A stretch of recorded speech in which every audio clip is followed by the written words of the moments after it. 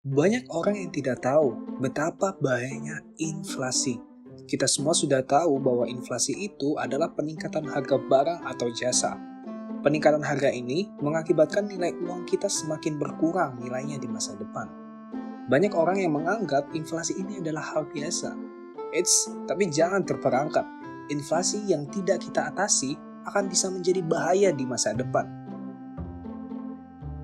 Di video kali ini, kita akan membahas bahaya besar dari inflasi terhadap keuangan kita dan hal apa yang dapat kita lakukan untuk mengatasi inflasi ini. Mari kita simak video ini. Jangan lupa subscribe dulu ya untuk mendukung kita memproduksi video-video menarik lainnya dan agar selalu update video-video terbaru kita. Sudah, mari kita lanjutkan. Seperti yang kita ketahui, inflasi dapat mengurangi nilai atau kemampuan uang kita. Dulu mungkin uang 1.000 kita dapat membeli 10 permen. Sekarang, uang 1.000 hanya bisa membeli 3 atau bahkan 2 permen. Dulu kita bisa membeli tanah 100.000 sampai 500.000 per meter persegi. Sekarang, kita harus membeli tanah paling tidak 500.000 sampai 3 juta per meter persegi. Bahkan ada yang sampai 5 juta per meter persegi. Lalu seberapa bahaya sih inflasi itu? Data dari Bank Indonesia menunjukkan rata-rata inflasi selama 10 tahun terakhir, yaitu dari tahun 2012 hingga 2021, adalah 4,04%. Biar gampang, kita bulatkan sajalah menjadi 4%. Artinya, selama 10 tahun terakhir, rata-rata harga seluruh barang atau jasa naik hingga 4% setiap tahunnya. Misalkan saja, kita memiliki uang 1 miliar pada tahun lalu. Jika ada barang yang tahun lalu berharga 1 miliar, karena ada inflasi, tahun ini harga barang tersebut naik 4%. Menjadi 1 miliar dikali 104%, yaitu 1 miliar 40 juta rupiah. Jadi pada tahun ini, untuk membeli barang tersebut, kita harus membayar 40 juta atau 4% lebih tinggi dari sebelumnya. Nah, itu baru jika inflasi tersebut terjadi dalam 1 tahun. Bagaimana jika inflasi itu terjadi selama 5 atau sampai 10 tahun? Akan ada efek compounding jika terjadi selama bertahun-tahun. Pada tahun kelima, nilai barang yang awalnya 1 miliar telah menjadi 1 miliar 169 juta rupiah. Sedangkan uang yang kita simpan harganya tetap saja 1 miliar. Oleh karena itu, setelah 5 tahun, harga barang dan jasa sudah lebih mahal 17% dibandingkan uang kita yang hanya 1 miliar saja. Bagaimana jika kita perpanjang lagi time frame-nya menjadi 10 tahun? Pada tahun ke-10, ternyata nilai barang atau jasa yang awalnya hanya 1 miliar telah menjadi 1 miliar 423 juta. Sudah berbeda 423 juta dengan uang 1 miliar kita yang hanya kita simpan.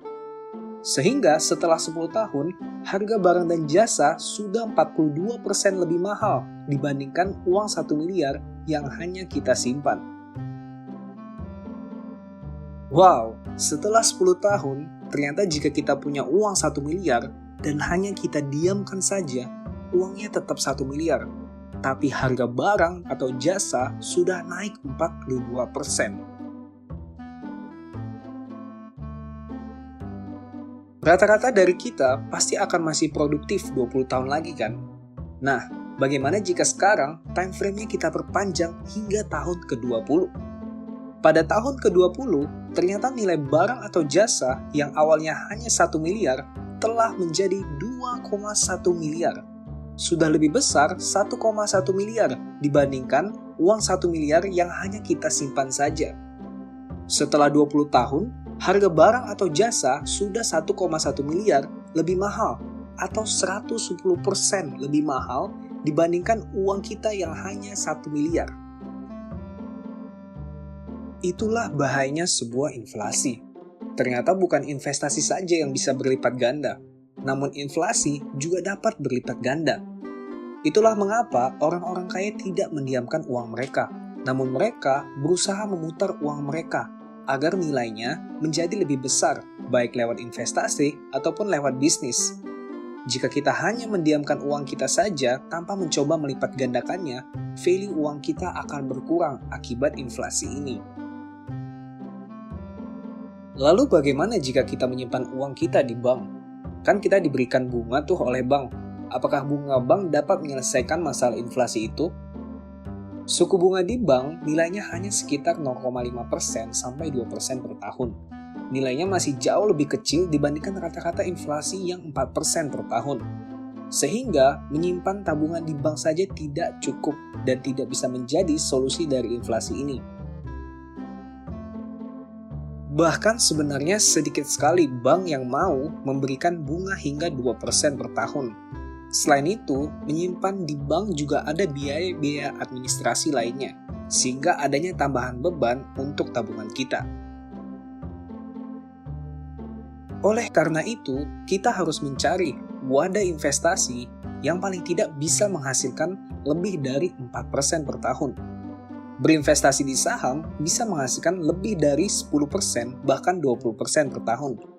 Namun jika kalian belum paham banget tentang saham, kalian bisa mencoba berinvestasi di reksadana ataupun obligasi pemerintah. Obligasi pemerintah bisa menawarkan bunga 5% hingga 6% per tahun. Nilainya lebih tinggi dari rata-rata inflasi yang nilainya 4%. Sehingga berinvestasi di obligasi pemerintah dapat menjaga nilai uang kita terhadap inflasi.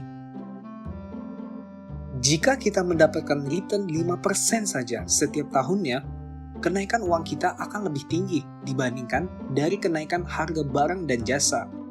Pada tahun ke-20, harga barang dan jasa menjadi 2,1 miliar akibat inflasi 4%. Namun uang kita yang 1 miliar telah menjadi 2,5 miliar. Masih 20% lebih tinggi dibandingkan harga barang dan jasa yang telah naik. Selain obligasi, kita juga bisa berinvestasi pada reksadana yang low risiko, seperti reksadana pasar uang dan reksadana pendapatan tetap. Reksadana ini bisa menawarkan hasil return sebesar 4-10% per tahun. Jika kita masih belum berani investasi saham, sebaiknya investasikan saja dulu uang kita di obligasi ataupun di reksadana, yang tidak perlu banyak hal yang harus kita pelajari terlebih dahulu. Bagaimana dengan deposito? Kalau bunga dari deposito yang kita dapat bisa lebih dari 4%, kita bisa mempertimbangkan untuk investasi pada deposito. Tapi jangan lupa ya, untuk mempertimbangkan pajak yang harus kita bayar. Sebenarnya, dari sudut pandang makroekonomi, inflasi itu tetaplah perlu. Untuk meningkatkan ekonomi suatu negara, inflasi itu berguna, asal masih dalam nilai yang wajar. Oleh karena itu, inflasi itu tidak bisa kita hindari. Yang bisa kita perbuat adalah meningkatkan nilai dari uang kita sendiri. Sekian video kita kali ini. Gimana nih pendapat kalian tentang inflasi? Cantumkan di kolom komentar ya. Dan jangan lupa like, subscribe, dan on-kan notifikasi kalian untuk tidak ketinggalan video kita terkait investasi, finansial, dan bisnis.